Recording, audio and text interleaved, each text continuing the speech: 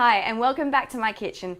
Today I'm going to take you through another kombucha recipe simply because I've gotten so much feedback from you all on how much you enjoyed the first video. So I'm going to make another one today and I'm going to change the flavour a little bit. Today we're going to make an apple and cinnamon flavoured kombucha.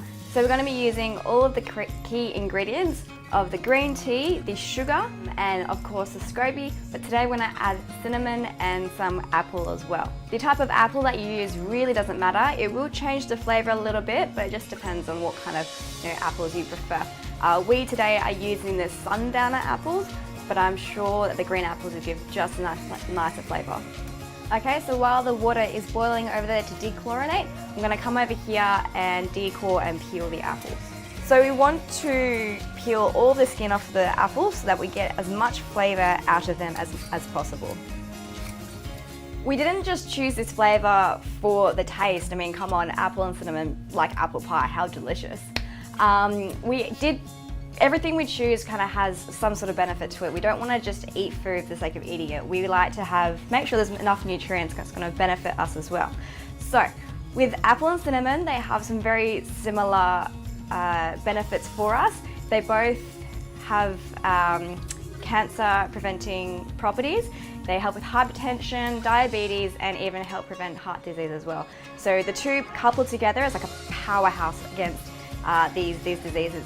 Okay, so just like before, we're going to add the sugar to the boiling water.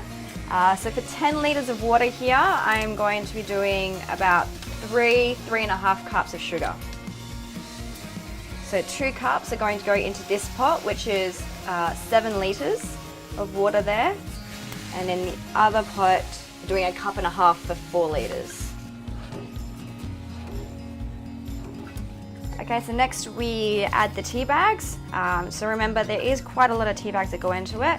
And the strength of the kombucha and the tea depends on how long you let it steep for. We let it steep for usually about 20 minutes. But if you want the stronger flavour and the darker colour of the kombucha, you can steep it for the whole night until it cools down. Perfect, okay. So next is the apple, and we've cut it up nice and small so that we get enough of the flavour out of it, but not so small that it's going to be hard to drain out of the water when we pour it into the jar. I'm going to put half into the big pot, or maybe 3/4 into the bigger pot, nice and gently. It is actually very important that you put it in while it is still quite hot, the water, otherwise you're not going to extract a lot of the flavour out of the apples. And then last of all is the cinnamon. So we're going to put 2 scrolls in the big pot and then 1 in the smaller one. Perfect. All done, that's it.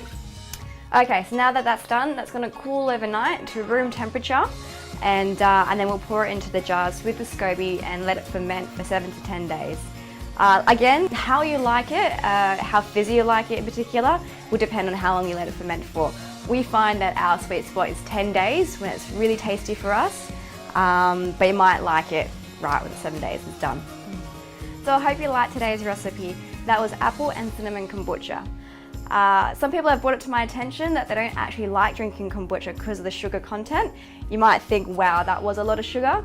But once the fermentation process is completed after 7 days, the sugar is actually eaten up, and that's how the fermentation process works. The SCOBY eats the sugar, lives off it, grows, and carbonates the kombucha. So there isn't actually that much sugar, if any sugar, in the kombucha.